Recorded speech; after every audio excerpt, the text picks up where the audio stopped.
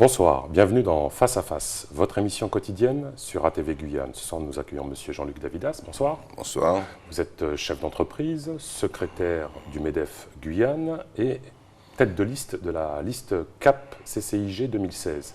Les élections viennent d'être invalidées, mais l'équipe qui a été majoritaire à l'issue du scrutin reste en place. Votre sentiment?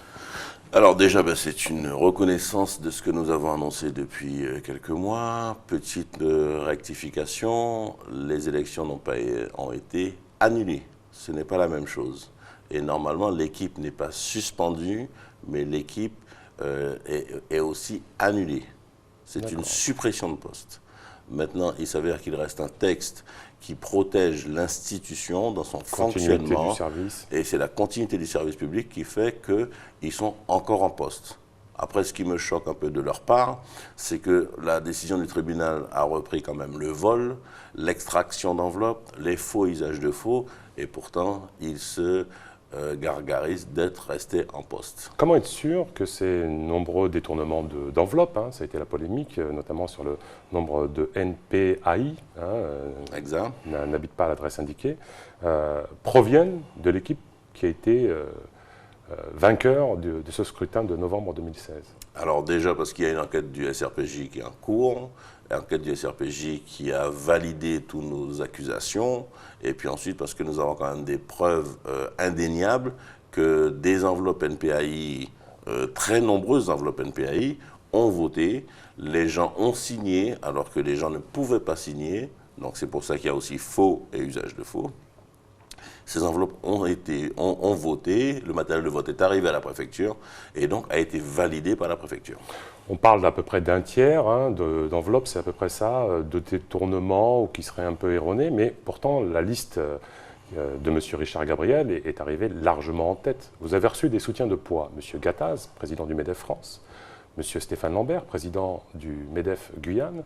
Qu'est-ce qui n'a pas marché ou qu'est-ce que vous feriez pour éventuellement inverser les votes lors du prochain scrutin? Alors non, je ne suis pas d'accord. Il faut faire le calcul différemment. Ça veut dire qu'au niveau de nombre de sièges, ils ont largement gagné. Si nous regardons par catégorie, puisque l'élection de la Chambre de commerce et d'industrie de la Guyane, comme partout ailleurs d'ailleurs, est en 6 sous-catégories, nous avons gagné dans 5 sous-catégories. Parce qu'en fait, en industrie moins 10 par exemple, nous sommes à égalité, alors qu'ils passent au bénéfice de l'âge. Pourtant, on a estimé avec la préfecture à plus de 180 irrégularités.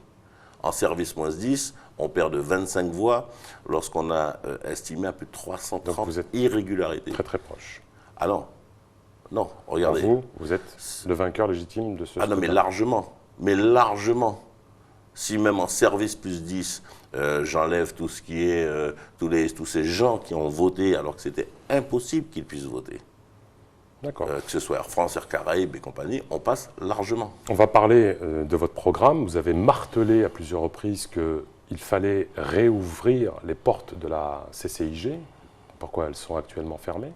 Ça m'a fait plaisir d'entendre hier la première vice-présidente, enfin la future ex-première vice-présidente de la Chambre de commerce, qui a, je vois, appris mon programme par cœur. Oui, les portes de la Chambre de commerce sont fermées.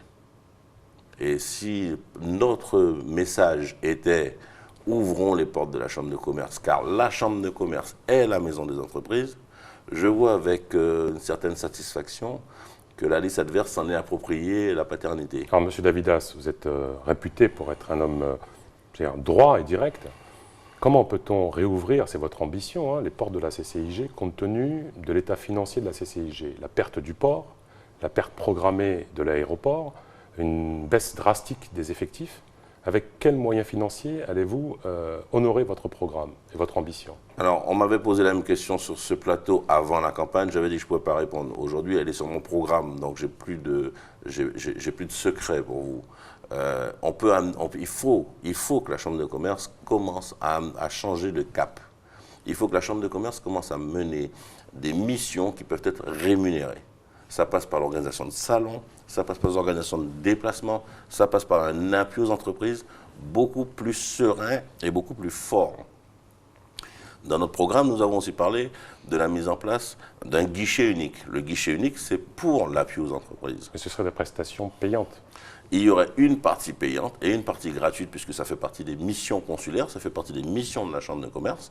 Mais de toutes les façons, aujourd'hui, c'est comme la perte de l'aéroport. La perte de l'aéroport, ça se prépare. Aujourd'hui, on est plus spectateur d'un aéroport qu'on va perdre qu'acteur d'un aéroport qu'on doit perdre, mais qu'on doit préparer à la perte. L'équipe actuelle, qui est aussi l'équipe d'hier, fait exactement la même erreur qu'ils ont fait avec le port. On a perdu le port sans préparer l'avenir. C'est la même équipe, je le rappelle, c'est la même équipe qui sont aujourd'hui en train de vouloir perdre l'aéroport sans en préparer sa perte. Alors vous connaissez le contexte guyanais, la commande publique est le principal moteur de l'économie guyanaise. Imaginons que vous soyez à la tête de la CCIG. Comment feriez-vous pour redynamiser le secteur privé? Alors déjà, je ne peux pas imaginer autrement que je sois à la tête de la Chambre de commerce, mais la Chambre de commerce a des difficultés financières. Nous sommes des chefs d'entreprise. Nous sommes tous passés par un état, à un moment donné, de crise, qu'elle soit financière, économique ou structurelle. Nous savons faire. Nous savons réaménager. Nous savons redimensionner nos missions. On fera exactement la même chose à la Chambre de commerce. Si vous êtes élu, j'emploie toujours le conditionnel, serez-vous un homme du rassemblement? Mais je suis déjà un homme du rassemblement.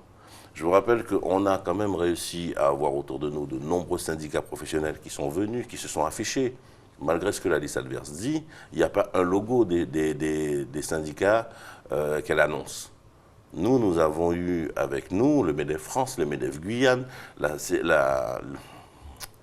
l'UGTR, nous avons eu le syndicat des formations automobiles au métier de l'automobile, le CNPA. Je veux dire, on a réussi à fédérer, et puis, alors que c'était un grand chantier. Toujours au conditionnel, vous êtes à la tête de la CCIG, institution importante en Guyane. Vous afficheriez un soutien politique dans le cadre des présidentielles ou législatives, mais d'abord des présidentielles. Vous avez un candidat, vous? Alors, je suis républicain, je suis fier de l'être. On est tous républicains. Vous faites partie du parti des Républicains. Je fais partie des partis des Républicains, merci de cette petite correction. Mais c'est vrai qu'aujourd'hui, mon cœur pencherait plus pour Macron que pour le candidat des Républicains. Et pour les législatives, ici, vous pensez que les politiques jouent le jeu? Vous avez... Alors, ce qui me fait plaisir, c'est de voir que comme on est en campagne, ils jouent particulièrement le jeu.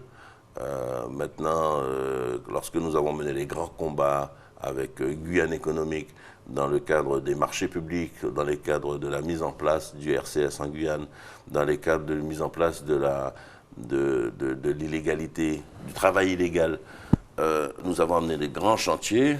Et à ce niveau-là, je n'ai pas vu beaucoup de parlementaires. Votre liste s'appelle CAP CCIG 2016. Ça ne sent pas un peu le moisi? C'est pas un peu obsolète? Si vous deviez vous représenter, ce serait avec le même titre? Elle s'appelle déjà CAP CCIG 2017. Je vous en donne le scoop. Elle a été créée hier. Merci, Monsieur Davidas.